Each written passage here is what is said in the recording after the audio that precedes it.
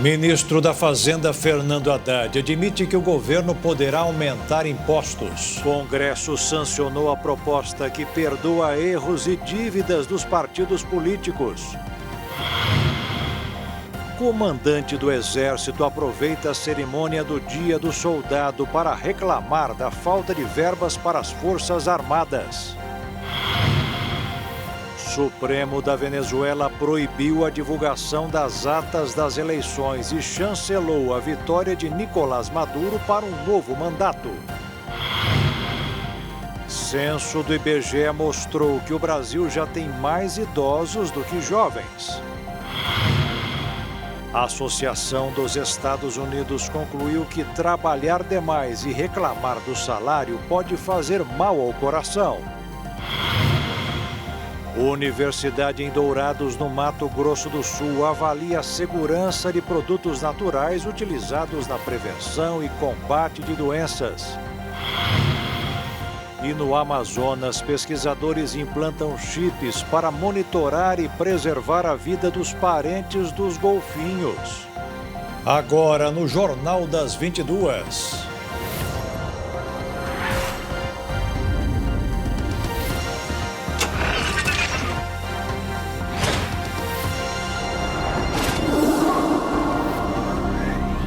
Olá, boa noite.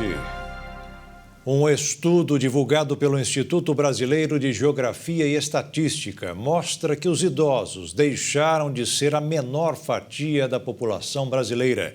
Essa é a primeira vez que a população mais velha ultrapassa a população mais jovem, entre 15 a 24 anos. A faixa etária com mais de 60 anos já não é mais minoria no Brasil. Desde 2023, os jovens entre 15 e 24 anos passaram a ser a menor parcela da população brasileira, segundo o Instituto Brasileiro de Geografia e Estatística, o IBGE. Essa é a primeira vez que os idosos ultrapassam os mais jovens desde os anos 2000. De acordo com os dados, 14,8% da população pertencia ao grupo mais jovem em 2023, enquanto os idosos representavam 15,6%. O estudo traz também projeções sobre a população até 2070. Até o ano de 2046, os 60 a mais vão ser a maior fatia populacional do país, chegando a 28%. Em 2070, esse percentual sobe para 37,8%. Ou seja, mais de 1 em cada 3 brasileiros será idoso. A diminuição no número de filhos por mulher é o principal fator para que a população do Brasil comece a diminuir, o que deve acontecer a partir de 2042. O país segue se tornando cada vez mais feminino e mais velho. A idade mediana do brasileiro passou de 29 anos em 2010 para 35 anos em 2022. Isso significa que metade da população tem até 35 anos e a outra metade é mais velha do que isso. A expectativa de vida dos brasileiros subiu de 71 anos em um mês em 2000 para 76 anos e 4 meses em 2023 e deve chegar em 2070 aos 83 anos e 9 meses. De acordo com o IBGE, a população do Brasil vai parar de crescer em 2041, quando chegará a 220.425.299 habitantes. Em 2070, o país chegará aos 199.228.708 habitantes. O Congresso Nacional promulgou hoje a proposta que concede anistia a partidos políticos por multas recebidas pelo não cumprimento da regra que determina repasses mínimos para candidaturas de pessoas negras. O perdão poderá chegar a 23 bilhões de reais. A promulgação foi feita pelo deputado Marcos Pereira, do Partido Republicano São Paulo. A PEC também institui um programa de refinanciamento de dívidas partidárias e permite a utilização de recursos do fundo partidário para o pagamento de multas eleitorais. Além disso, a emenda estende o perdão de multas aplicadas em processos de prestação de contas eleitorais. Outra mudança importante incluída na PEC é a obrigatoriedade de que 30% dos recursos do fundo eleitoral sejam destinados ao financiamento de campanhas de candidatos negros, uma regra que passará a valer a partir deste ano. Dando continuidade às medidas adotadas por este Congresso Nacional, com vista ao fortalecimento da representação popular, é inserida na Constituição Federal a obrigatoriedade de os partidos destinarem 30% de recursos públicos recebidos pelos partidos às candidaturas de pessoas negras, já a partir das eleições deste ano de 2024. Até a promulgação do texto, repasses feitos sem atender às regras previstas não resultarão em punições para os partidos. O perdão pode chegar a 23 bilhões, considerando apenas as contas pendentes de análise da Justiça Eleitoral. A proposta estabelece um programa de refinanciamento de dívidas eleitorais e autoriza o uso do fundo partidário para quitar multas eleitorais.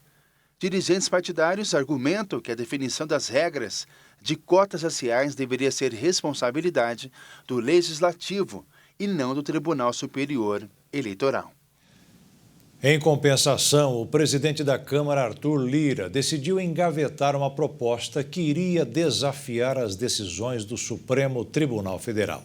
Mas as conversas sobre o conflito de poderes ainda não acabou.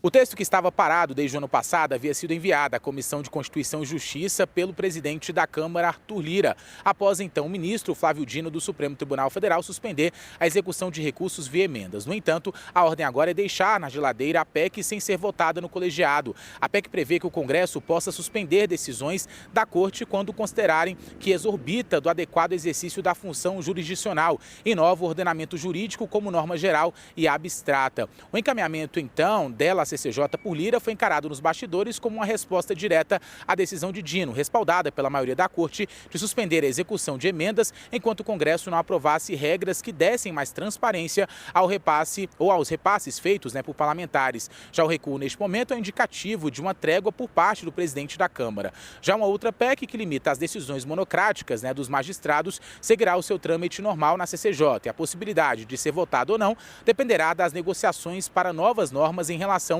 às emendas. A chamada PEC das decisões monocráticas foi aprovada pelo Senado no ano passado, mas estava parada na Câmara até o embate com o Supremo Tribunal Federal. A proposta é uma demanda antiga de parlamentares bolsonaristas que queriam limitar, então, o poder de alcance do judiciário. Para esta PEC, o líder da oposição na Câmara, o deputado Felipe Barros, do PL do Paraná, já foi designado relator do texto. Ao mesmo tempo, então, o presidente Lula marcou para a próxima segunda-feira, no Palácio do Planalto, um encontro com todos os líderes partidários da Câmara. O líder do governo na casa, José Guimarães, que também é do PT, ficou responsável por convidar os colegas. A nova aproximação de Lula com deputados federais se dá em meio às negociações sobre o futuro das emendas impositivas ao orçamento. De acordo com fontes do Palácio do Planalto, Lula não deseja tratar na reunião sobre a sucessão no comando da Câmara, mas há grande expectativa entre deputados sobre o tom a ser adotado pelo petista nesse encontro. Afinal, o presidente da Câmara, Arthur Lira, prometeu anunciar seu candidato com apoio do Planalto ou não até o fim do mês. O procurador de Justiça Carlos Alberto Freitas se envolveu em um acidente de trânsito. Ontem à noite, na zona leste de São Paulo, ele atingiu uma moto e fugiu sem prestar socorro. Foi seguido por testemunhas e sofreu até uma tentativa de agressão. Quando a polícia chegou, disse que não havia percebido que bateu na moto. O Ministério Público vai investigar o caso enquanto o motociclista está internado. O Brasil é o país que mais gasta com sites de apostas no mundo. O fenômeno abre um debate sobre o quanto o efeito Betis pode se tornar um problema para diversos setores da economia. Segundo a estimativa, os brasileiros movimentaram cerca de 68 bilhões de reais em jogos virtuais nos últimos 12 meses. O termo bet, em inglês, pode ser traduzido para o português como aposta. O aumento do engajamento dos brasileiros nas bets acompanhou a explosão de plataformas de apostas no país desde 2018, quando a atividade foi legalizada, no governo do então presidente Michel Temer. E as apostas começaram por quem entendia de futebol e foram aos poucos crescendo no dia a dia dos consumidores. Um levantamento mostrou que 52 milhões de brasileiros já apostaram na modalidade ao menos uma vez. mês, segundo estimativas. Esse mercado deve movimentar até 130 bilhões de reais no Brasil somente neste ano. O efeito no orçamento pessoal é apontado como o mais significativo para as classes D e E, que têm flexibilidade financeira mais limitada para novos gastos. Analistas estimam que as apostas já representam quase 1,5% do orçamento médio familiar nas camadas sociais mais baixas, havendo até substituição de determinados gastos das apostas esportivas no orçamento. A despesa é mais de 40 vezes o que se gasta com ingressos de futebol e 12 vezes o que se consome no cinema, por exemplo. Empresas do varejo se mostraram preocupadas e já classificam as bets como uma possível concorrente. No entanto, analistas argumentam que a prática não pode ser apontada como o único fator que segura a retomada do varejo. Já a Associação Nacional de Jogos e Loterias considera que tais pesquisas de migração de gastos para bets não têm embasamento de fato. As regras aprovadas pelo Congresso, com normas do Ministério da Fazenda, entram em vigor a partir de janeiro do ano que vem. O objetivo é coibir o uso abusivo de apostas online e evitar vício e endividamento dos apostadores. O estado do Acre enfrenta um período de seca extrema. Segundo a Defesa Civil Municipal, o rio Acre, em Brasileia, ficou 12 centímetros da menor marca já registrada na história. A seca do principal manancial que abastece a cidade do Rio Branco tem preocupado as autoridades. De acordo com a Defesa Civil do Estado, ontem o nível chegou a 1,37 m, a menor marca deste ano e semelhante a 2023. Até o momento, a marca histórica é de 1,25 m, registrada em 2022. O órgão nacional reconheceu a emergência em 21 cidades do estado e pediu ajuda ao governo federal. O risco de desabastecimento de água é alto, além do aumento de queimadas e qualidade de ar ruim. A situação é ainda mais grave por conta da falta de chuvas na região, quadro que perdura já por 2 meses. O governo do Acre decretou na terça-feira situação de emergência em saúde pública e ambiental devido à seca, fumaça e pelo consumo de água imprópria. A Secretaria de Saúde afirmou que este é o cenário de maior propagação de doenças infecciosas. Uma medida publicada no Diário Oficial do Estado permite já o cumprimento de ações emergenciais. No dia 30 de julho, o governo do estado já havia decretado emergência por conta da seca. O evento se assemelha ao caso de fevereiro e março, quando o Acre passou por uma grande enchente. Segundo especialistas, estes casos podem se tornar cada vez mais frequentes em um curto espaço de tempo. E veja a seguir, ministro da Fazenda Fernando Haddad admite que o governo poderá aumentar impostos. Uma associação dos Estados Unidos concluiu que trabalhar demais e reclamar do salário pode fazer mal ao coração.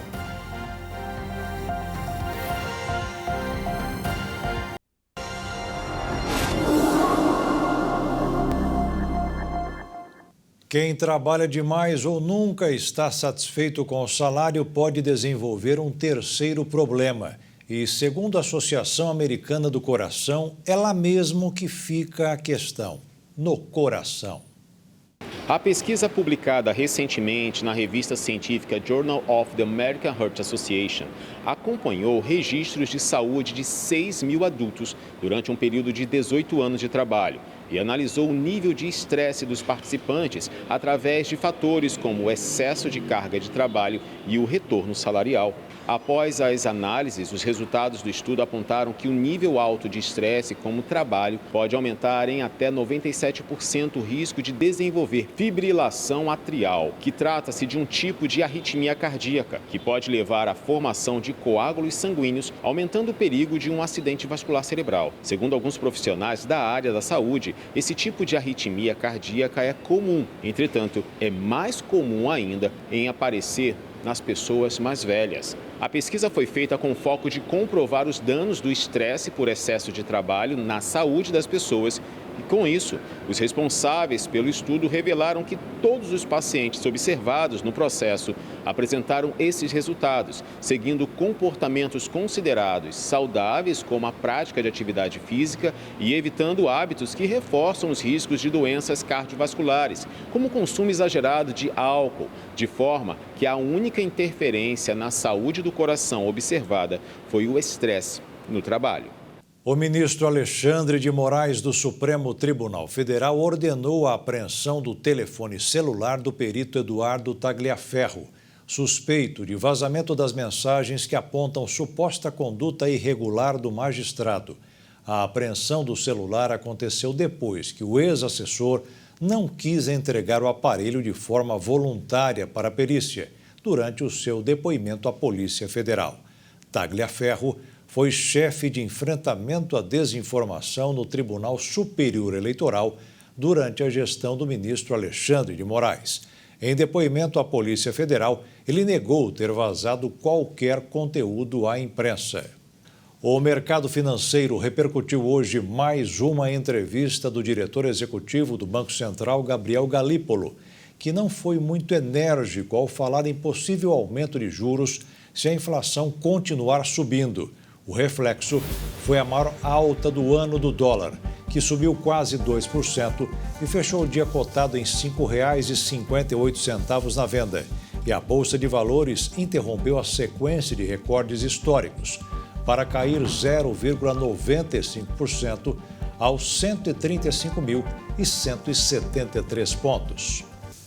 O ministro da Fazenda, Fernando Haddad, admitiu hoje que o governo poderá aumentar os impostos. Segundo ele, se o Senado não apresentar medidas para compensar a desoneração da folha de pagamentos de 17 setores da economia, além de municípios com até 153 mil habitantes, se não forem suficientes, será incluído na proposta de orçamento que deverá ser entregue até o último dia deste mês um aumento da contribuição social sobre o lucro líquido das empresas e também sobre a remuneração paga aos acionistas.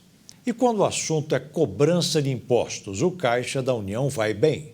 A arrecadação em julho passou dos 230 bilhões de reais, 9,5% a mais do que no mesmo mês do ano passado.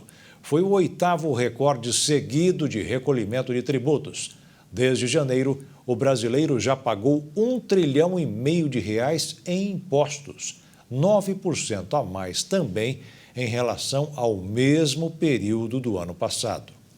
E os brasileiros estão pegando mais dinheiro emprestado e pagando menos juros. Uma prova de que a taxa básica Selic não é a grande vilã do cenário econômico nacional. Pelo menos, não é o que está acontecendo com as famílias. Enquanto o saldo do crédito livre, total de recursos emprestados, atingiu 18% do produto interno bruto pela primeira vez na série, iniciada em 2007, novos empréstimos dispararam 11,2% nos últimos 12 meses, encerrados em junho, segundo dados do Banco Central. A taxa média de juros cobrada das famílias caiu 7,4 pontos percentuais, com redução de 7,2 pontos do spread, que mede a diferença entre a taxa que os bancos pagam para captar recursos e a taxa cobrada para emprestar aos clientes. A inadimplência também diminuiu, voltando a níveis de 2021, e o comprometimento da renda das famílias com o pagamento de dívidas e com os juros é o menor desde 2022. Os familiares das 62 vítimas do avião que caiu no interior de São Paulo começaram a receber hoje o seguro obrigatório pelo acidente. O valor pago será de R$ 103 mil por família.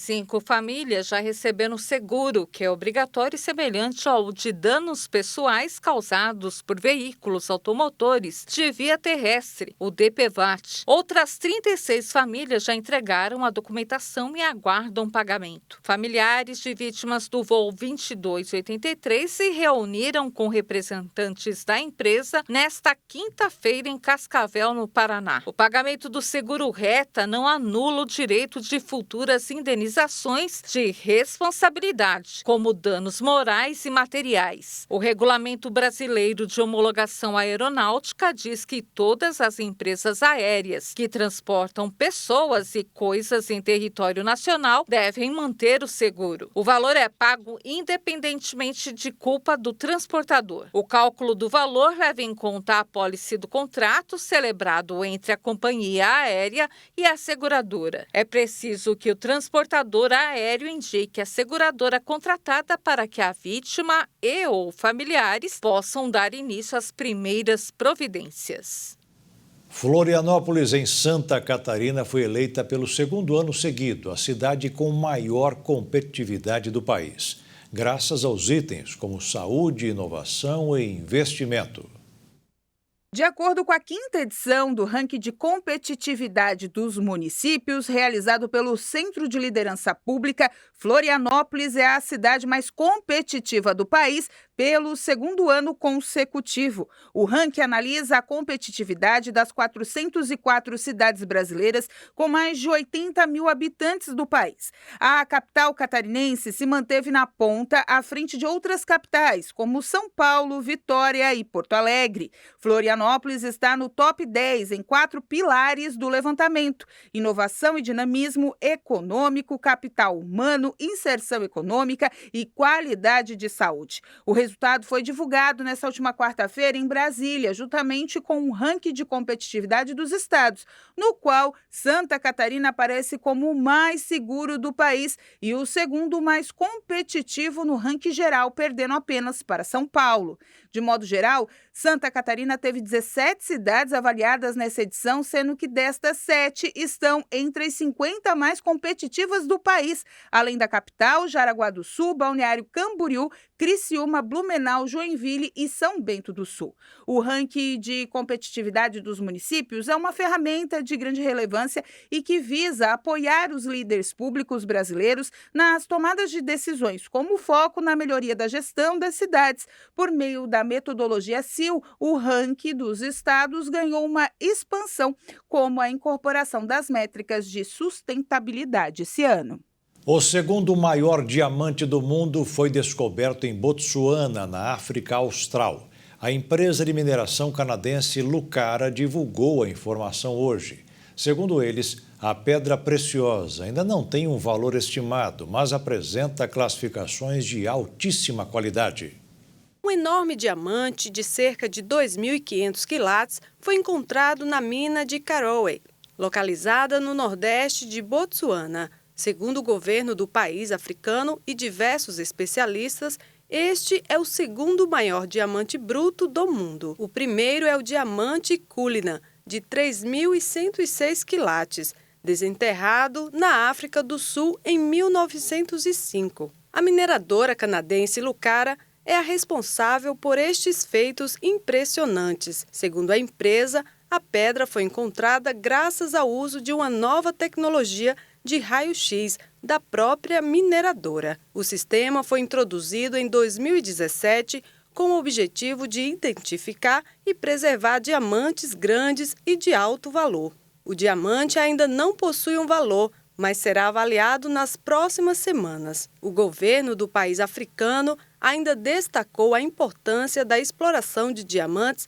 para a economia nacional. Botsuana é reconhecida como um dos maiores produtores de diamantes do mundo, e isso representa cerca de 20% da produção global, inclusive sua principal fonte de renda também, com 30% do produto interno bruto e 80% das exportações. E veja a seguir: o Supremo da Venezuela proibiu a divulgação das atas das eleições e chancelou a vitória de Nicolás Maduro para um novo mandato. E você vai ver também a Universidade de Dourados, no Mato Grosso do Sul, avalia a segurança de produtos naturais utilizados na prevenção e combate de doenças.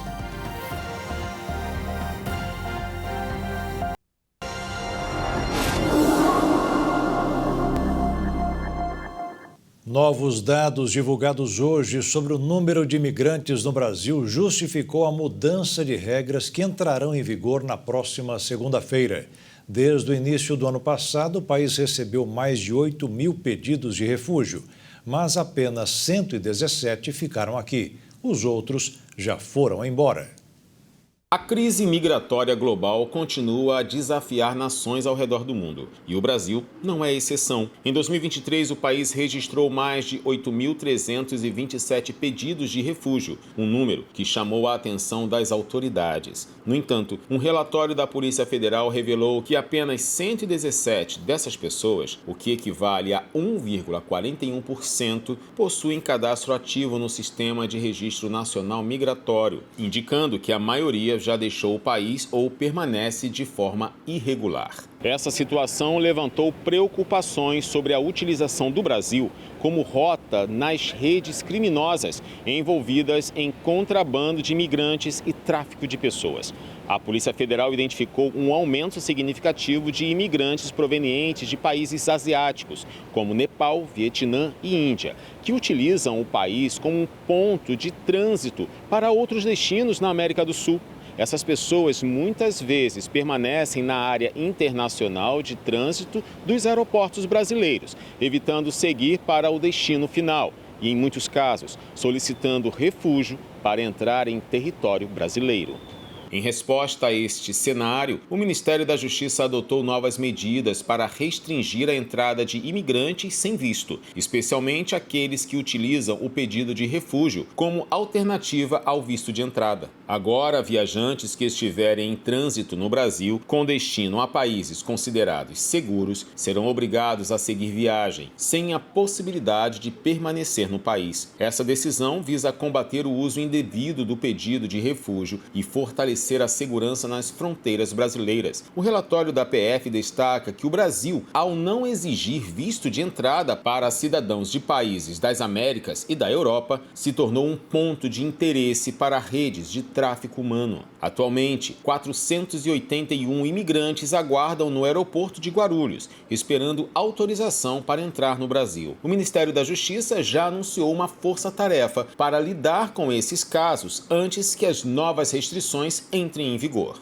O Tribunal Supremo de Justiça da Venezuela certificou a reeleição do presidente Nicolás Maduro para um terceiro mandato de 6 anos. Após as eleições e as denúncias de fraude por parte da oposição, Maduro acionou o Supremo para validar o resultado que confirmou a sua vitória nas urnas. Antes das eleições venezuelanas, o Conselho Nacional Eleitoral revogou o convite aos observadores europeus, argumentando que o bloco não retirou as sanções impostas ao país. Após as eleições e a contestação dos resultados pela oposição e por boa parte da comunidade internacional, a Venezuela entrou em uma crise política com grandes manifestações espalhadas pelo país contra a reeleição de Nicolás Maduro. Hoje, o Tribunal Supremo de Justiça da Venezuela confirmou a contestada reeleição do ditador Nicolás Maduro. A decisão desta quinta-feira aprofunda ainda mais a crise na Venezuela e também os desafios da comunidade internacional. O Supremo Tribunal Federal da Venezuela revisou os documentos da autoridade eleitoral e concordou que Maduro venceu a eleição. A autoridade eleitoral do CNE, o Conselho Nacional Eleitoral, disse que durante a contagem das cédulas na noite da eleição, o ditador Maduro havia sido reeleito para mais 6 anos como presidente do país. Ele teria ganho pouco mais da metade dos votos, embora não tenha publicado os números completos. A corte também reiterou que o CNE teria sido alvo de um ataque hacker que retardou a contagem dos votos e inviabilizou sua divulgação desagregada imediatamente. O regime tem dito que algumas organizações já admitiram ter feito parte do ataque. O Supremo ainda ampliou as ameaças contra a oposição, pedindo que o Ministério Público puna os opositores por divulgarem uma plataforma as atas eleitorais que a Justiça diz serem falsas, ainda que projetos independentes ao redor do mundo já tenham validado a veracidade desses documentos com base em amostragens.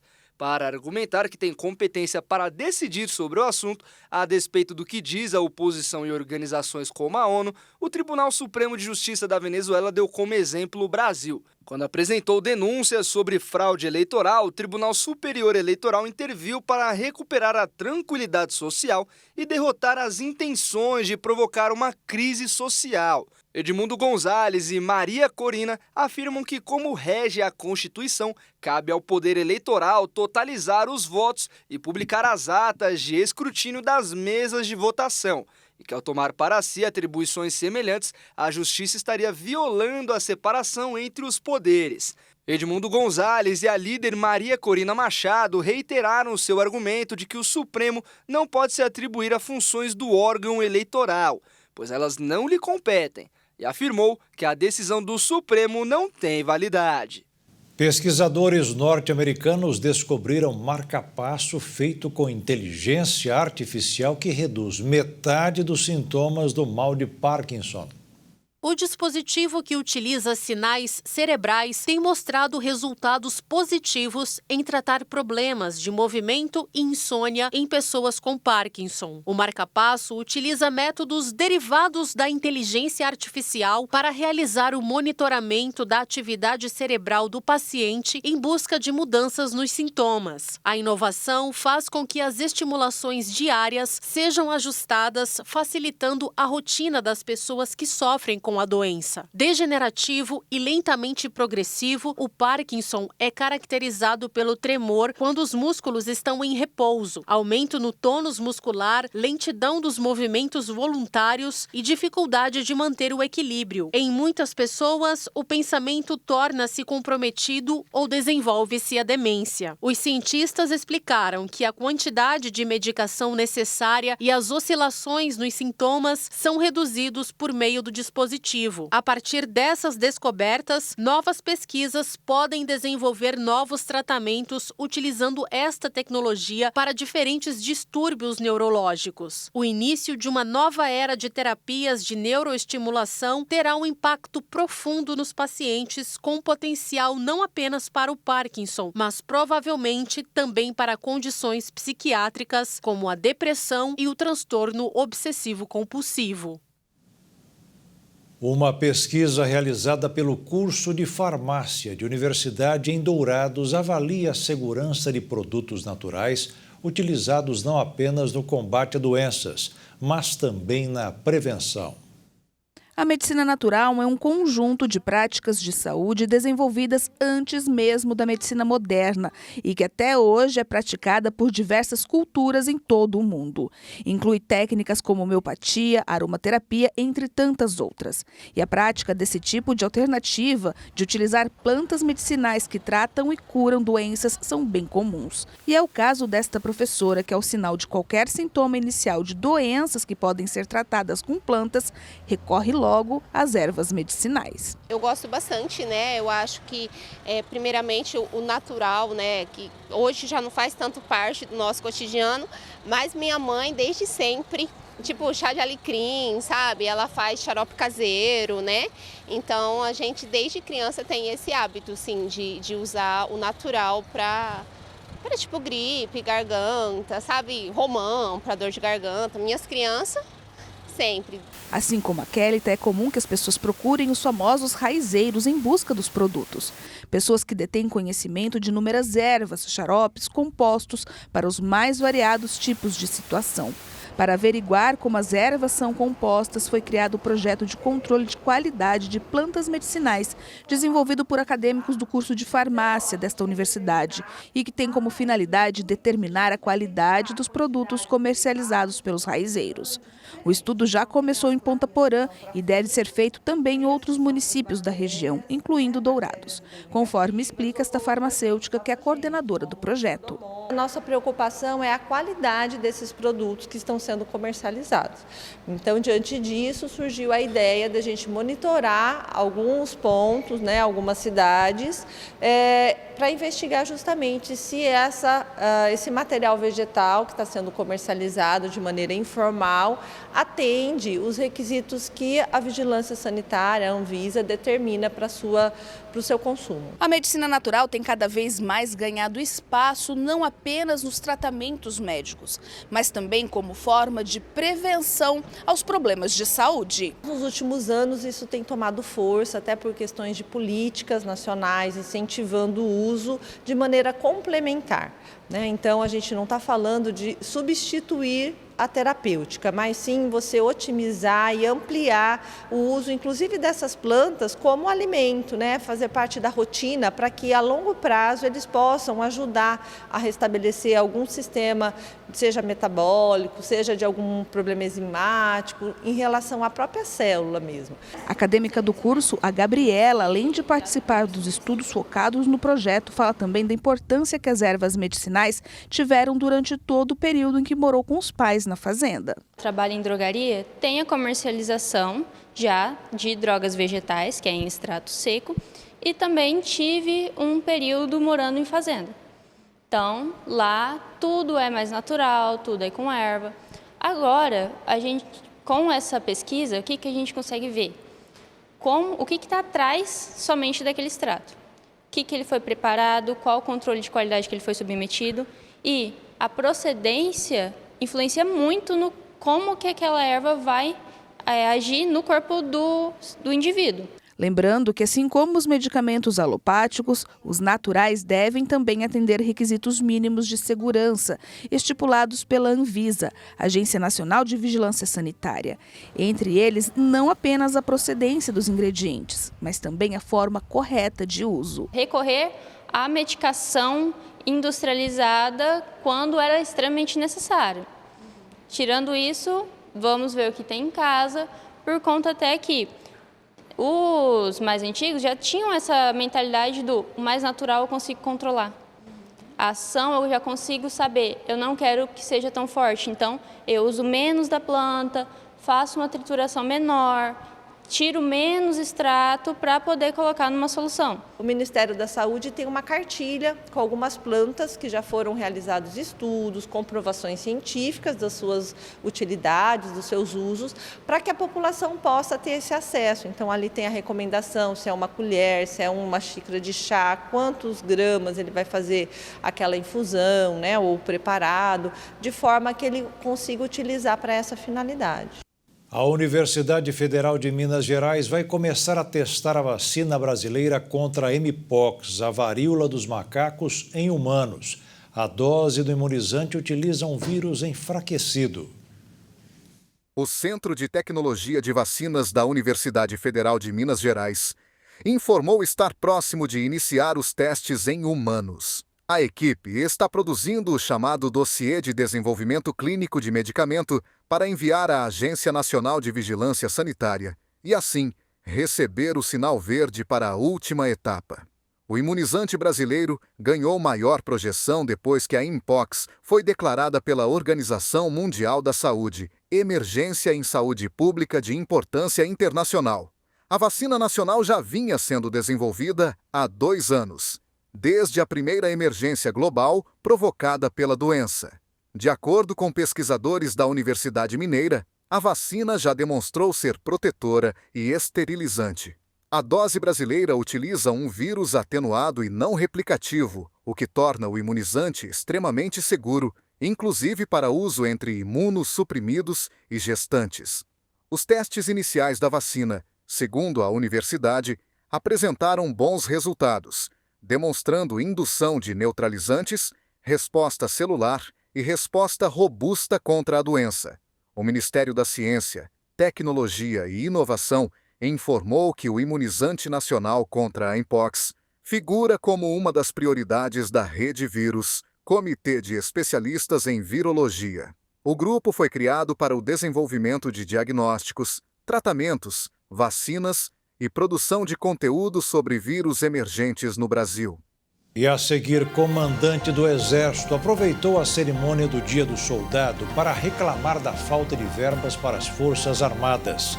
E no Amazonas, pesquisadores implantam em chips para monitorar e preservar a vida dos parentes dos golfinhos.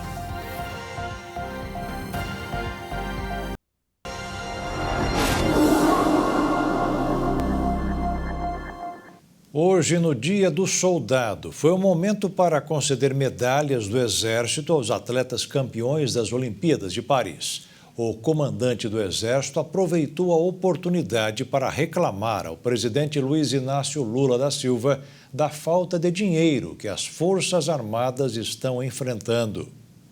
Tomás Paiva participou nesta quinta-feira da cerimônia em celebração ao Dia do Soldado, realizada no Quartel-General do Exército em Brasília. Ao discursar, o comandante do Exército brasileiro voltou a chamar a atenção para os efeitos das restrições orçamentárias impostas às Forças Armadas. O discurso foi feito na presença do presidente Lula, que também esteve presente na cerimônia. Esse espírito perseverante de doação integral à carreira é mantido incólume, mesmo sob os efeitos das restrições orçamentárias que atingem a todos.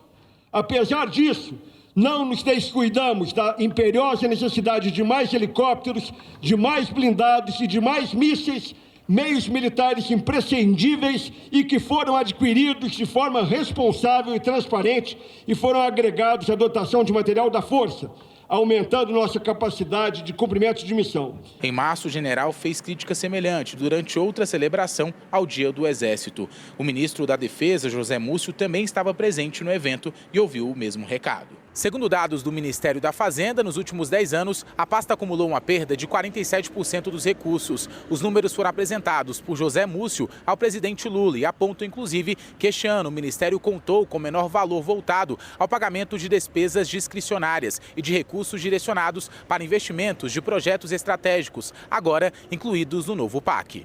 No evento, Lula pregou a medalha do Exército Brasileiro em 3 medalhistas dos Jogos de Paris. Foram condecorados os judocas Beatriz Souza, medalhista de ouro e bronze, e Guilherme Schmidt, medalhista de bronze, e a jogadora de vôlei Natália Araújo, medalhista de bronze. Todos são sargentos do Exército e integram um programa de incorporação de atletas de alto rendimento. A dupla Ana Patrícia e Duda, medalhistas de ouro no vôlei de praia, também receberam a medalha, mas não compareceram ao evento. É uma honra não só representar o Brasil nas Olimpíadas, trazendo a medalha de ouro, mas estar aqui sendo homenageada num dia grandioso como esse. Muito feliz com tudo isso, de trazer essa medalha para o Brasil, é um orgulho muito grande. Estou muito feliz de receber essa honraria direto da mão do presidente da República. Acho que é muito gratificante receber essa medalha como reconhecimento pelo esporte, pelos serviços militares também. Foram abertas hoje as inscrições do segundo semestre do FIES, o Fundo de Financiamento Estudantil. Quem quiser pegar dinheiro emprestado para cursar a faculdade poderá se candidatar até a próxima terça-feira no site do Ministério da Educação. O programa não é uma bolsa, e sim um empréstimo. Os alunos de faculdades privadas têm de pagar após a formatura as parcelas que foram financiadas ao longo do curso. Os resultados serão publicados em 9 de setembro. Um grupo de alpinistas fazia uma trilha pela encosta do Monte Dukono, na Indonésia, quando foi surpreendido pela erupção de um vulcão. Ao perceber o perigo, os visitantes tentaram fugir de uma nuvem de cinzas que tomou o local a uma altura de mais de 2 quilômetros. Um drone do governo local captou as imagens de terror que acabaram viralizando nas redes sociais. A erupção ocorreu no último sábado, quando 12 pessoas tentavam seguir uma trilha próxima ao vulcão. O momento captado pelo drone do governo da Indonésia mostra a enorme nuvem de cinza tomando conta do local, enquanto os alpinistas tentam descer o Monte Dukono correndo. A ação foi para evitar que fossem afetados por uma lava ou possível tremor no local, mas não os impediu de serem atingidos pela fumaça. Segundo a Agência Nacional de Desastres da Indonésia, o grupo foi alertado para que não escalassem o Monte Dukono, pois está em atividade vulcânica intensa desde a década de 1930. Conforme relatou o The Telegraph, apesar do susto e de terem violado uma proibição que os impedia de entrar na zona montanhosa devido à intensa atividade vulcânica neste período, todos os alpinistas sobreviveram à aventura em Halmahera. O Rio de Janeiro começou a ganhar destaque como um dos melhores destinos do mundo para quem pretende unir um período de descanso com o trabalho. Dá para aproveitar os dois. A opção tem atraído cada vez mais profissionais que buscam uma combinação de produtividade e lazer. O termo, que combina as palavras em inglês work, trabalho, e vacation, férias, deu origem a workation, que ficou mundialmente conhecido. Recentemente, o Rio de Janeiro foi classificado como um dos melhores destinos para workations. A cidade oferece uma combinação irresistível de infraestrutura moderna, belas paisagens com praias e icônicas e um clima tropical que faz dela um local atraente para quem deseja equilibrar trabalho e diversão. Além disso, o Cristo Redentor e o Pão de Açúcar são apenas algumas das atrações que encantam aqueles que escolhem o Rio como base para sua jornada profissional. De acordo com a pesquisa lançada anualmente pelo Workplace Group, a capital fluminense aparece em segundo lugar, empatado com Barcelona. Em 2023, o destino brasileiro ocupava a 6ª posição. As 10 melhores cidades para o workation escolhidas foram Budapeste, Barcelona, Rio de Janeiro, Pequim, Lisboa, Nova York, Singapura, Jacarta, Los Angeles, Milão e Amsterdã. Para muitos profissionais, o novo estilo de trabalho representa uma oportunidade de melhorar a qualidade de vida e aumentar a produtividade. Trabalhar em um ambiente inspirador pode levar a uma maior satisfação no trabalho e criatividade. Além disso, a mudança de cenário ajuda a reduzir o estresse e melhorar o bem-estar. Na última semana, pesquisadores realizaram uma importante expedição no Lago Tefé, localizado na Bacia Amazônica, com o objetivo de avaliar a saúde dos botos. Essa ação busca evitar a repetição das trágicas mortes ocorridas em 2023, quando centenas desses mamíferos pereceram devido à seca severa na região. Durante a seca do ano passado, os baixos níveis no rio causaram um aumento significativo na temperatura da água, tornando-a insuportável para os golfinhos. Além dos botos, milhares de peixes também morreram devido à falta de oxigênio. Para prevenir que essa situação se repita, pesquisadores do Instituto Mamirawa de Desenvolvimento Sustentável decidiram monitorar de perto a saúde desses animais. A expedição incluiu a captura de botos para instalar microchips que permitem o monitoramento via satélite. Esses dispositivos também possibilitam a medição remota da temperatura da água, ajudando a entender melhor como esses animais reagem ao calor extremo. No ano passado, mais de 200 golfinhos morreram no Lago Tefé devido à extrema seca. Os pesquisadores realizaram exames de sangue e outros testes nos golfinhos capturados, devolvendo-os ao lago imediatamente após a conclusão do trabalho. Para evitar o estresse dos animais, os pescadores tomaram cuidado especial com uma fêmea adulta, mantendo-a próxima de seus filhotes durante todo o processo. Os botos da Bacia Amazônica são uma espécie única de golfinhos de água doce, encontrados apenas nos rios da América do Sul. Eles possuem ciclos reprodutivos mais lentos, o que os tornam especialmente vulneráveis a ameaças ambientais. Por isso, a líder do projeto destaca a importância de entender as causas das mortes para reagir rapidamente às condições adversas. As mudanças climáticas são frequentemente apontadas como a principal causa das secas e as ondas de calor severas. Ativistas ambientais alertam que a tendência é de piora caso medidas não sejam tomadas. Na Amazônia, a água é um recurso vital não só para o meio ambiente, mas também para as comunidades locais, que dependem dela para seu deslocamento e subsistência. A estiagem na região é atualmente, em média, 5 semanas mais longas do que na década de 1980. E o Jornal das 22 termina aqui. Uma boa noite para você e fique na paz.